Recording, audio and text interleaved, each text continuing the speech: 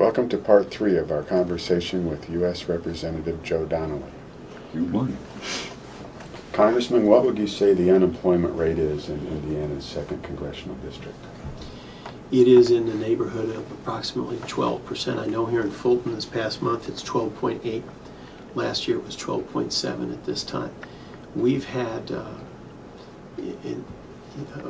very difficult year, and it was caused first by the increase in fuel prices, because in the northern part of our district in Elkhart we make recreational vehicles, marine products, towable recreational vehicles, and as soon as gasoline went so high, that really set off the unemployment in those areas, because folks just can't afford to buy a recreational vehicle if gasoline's going to be $4 a gallon because of the consistent cost of driving these vehicles.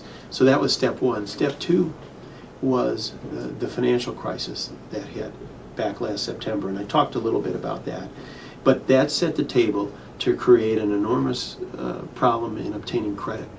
Now, both of these were caused by Wall Street. And what I mean by that is the oil prices, in a matter of approximately 8 months, they started at $40, went up to $147, and came back down to $40. And that is nothing more than oil speculation. And you heard me say that throughout 2008.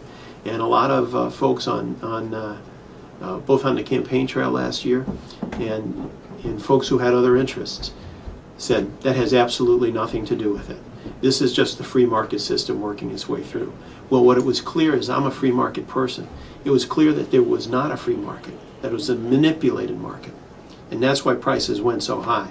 And one of the things I'm working on in Congress right now is to make sure that we limit the positions that financial institutions like Goldman Sachs and Morgan Stanley can take in oil futures.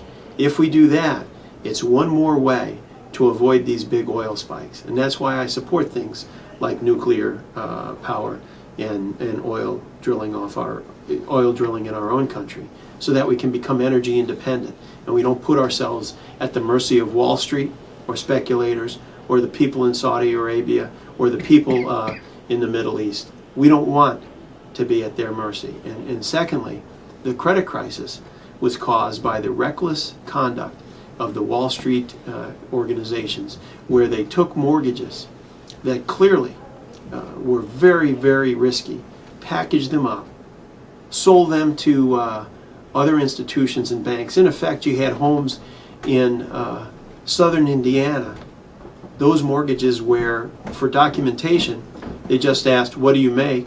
required no documentation at all, because they, quote, needed product. And then they take these mortgages, package them up with about 1,000 other mortgages, and sell them to groups like the New Zealand Teachers Retirement Fund. So you had homes in Dearborn County, Indiana, owned by the teachers of New Zealand, creating an incredibly risky financial structure. And they did all of that despite the fact that there were regulations in place. The regulations were ignored and were not enforced. Much of the SEC rules, the Securities and Exchange Commission, were never followed, were never enforced.